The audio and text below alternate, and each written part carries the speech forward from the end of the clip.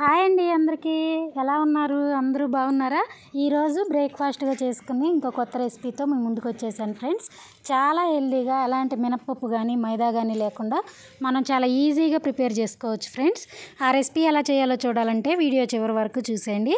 దానికోసం నేను ఇదిగోండి రాత్రిపూట 2 గ్లాసుల రేషన్ బియ్యం అయితే ఒక గిన్నెలో తీసుకుని శుభ్రంగా కడిగి నీళ్లు పోసి రాత్రి అంతా నానబెట్టి పెట్టుకున్నానండి. ఈ రాత్రి అంతా నానని బియ్యాన్ని మనం రేపు పొద్దున్నే చూద్దాం ఎలా ఉన్నాయో.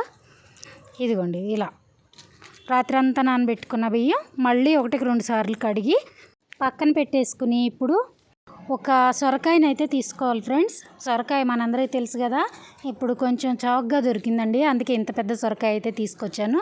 అయితే ఇంత పెద్ద సొరకాయ కూర వండితే మా వాళ్ళు అమ్మో 2 పూట్ల మేము ఇదే తినాలా అని చెప్పేసి తినరండి. అందుకని నేను దీన్ని అయితే బ్రేక్ఫాస్ట్ రెసిపీ కింద మార్చేసానండి. ఈ సొరకాయని మనం చక్కగా తోలు తీసేసి ఒక రఫ్గా ఒక పెద్ద సైజు ముక్కలైనా పర్వాలా, చిన్నగా కట్ చేసుకుంటామంటే అలా అయినా పర్వాలా, రఫ్గా ముక్కలు అయితే కట్ చేసుకోవాలండి. ఇదిగోండి నేను ఇలా పైన చెక్క అంతా చక్కగా ఒలిచి తీసేస్తున్నాను. తీసేసి కొంచెం పెద్ద సైజు ముక్కలుగానే కట్ చేసుకుంటున్నానండి. ఇదిగోండి ఇలా శుభ్రంగా అన్నీ తీసేసి ఈ సొరకాయ ముక్కలు బాగా కడిగి తీసుకొచ్చుకుని ఈ ముక్కలు అయితే కట్ చేసుకోవాలి. అయితే ఇందులో ఏమన్నా ముదిరిన గింజలు లాంటివి ఏమన్నా ఉంటే పక్కకు తీసేయండి ఫ్రెండ్స్. లేతగా ఉన్న కాయ దొరికితే ఇంకా బెస్ట్ మనకి. అయితే ప్రతిసారి మనం మార్కెట్లో తెచ్చుకున్నప్పుడు లేత కాయలే దొరకవు కదండి, కొద్దిగా అటు ఇటుగా ఉంటాయి కదా. అలాగే నాకు వచ్చిందండి, కొంచెం అక్కడక్కడ ముదిరిన గింజల్లాగా ఉన్నాయి. ఆ గింజల్ని నేను తీసేసాను. లేదు అంటే మీరు ఈ లోపల ఉన్న ఈ గుజ్జు పార్ట్ అంతా కట్ చేసి తీసుకున్నా మీ ఇష్టం అండి. అది నేనైతే గింజల వరకే తీసేసాను.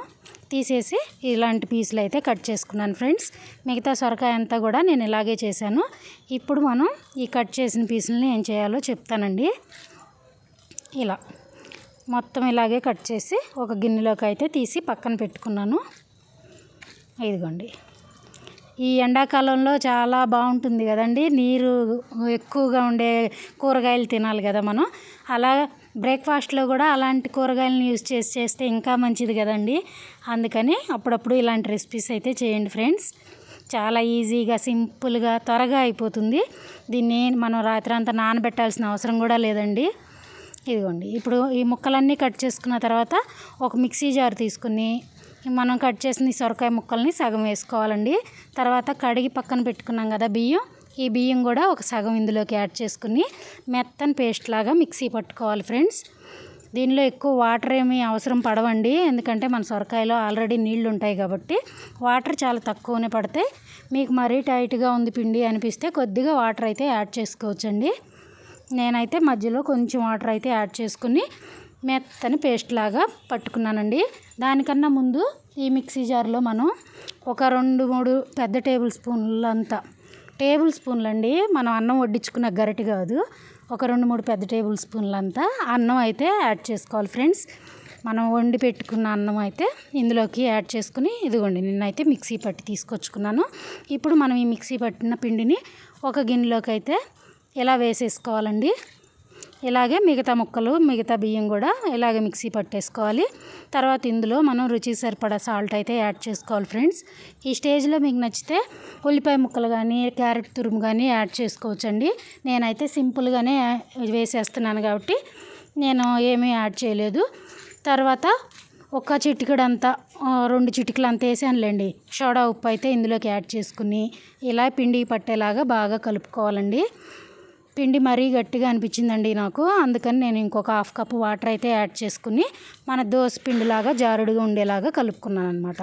ఇప్పుడు మనం ఈ పిండితో దోశలు చేయటం కోసం స్టవ్ వెలిగించి దోశ పానం పెట్టుకుని కొద్దిగా ఆయిల్ అయితే అప్లై చేసుకోవాలి. మన నార్మల్ దోశలకి ఎలా అయితే ఆయిల్ అప్లై చేస్తామో అలాగే కొద్దిగా ఆయిల్ అప్లై చేసుకుని ఇప్పుడు మనం వేసిన మిక్సీ పట్టిన పిండి ఉంది కదండి, ఈ పిండిని అయితే దోశలాగా స్ప్రెడ్ చేసుకోవాలన్నమాట. చూసారు కదా ఇలాగూ, అంటే అలాగే రంధ్రాలు రావాలి మీరు పూడ్చాలి అని కాదండి, మీరు నీట్గా ఇటు వస్తే వేయండి. నాకైతే రాలేదు, అందుకని నేనైతే ఇలా చేశాను.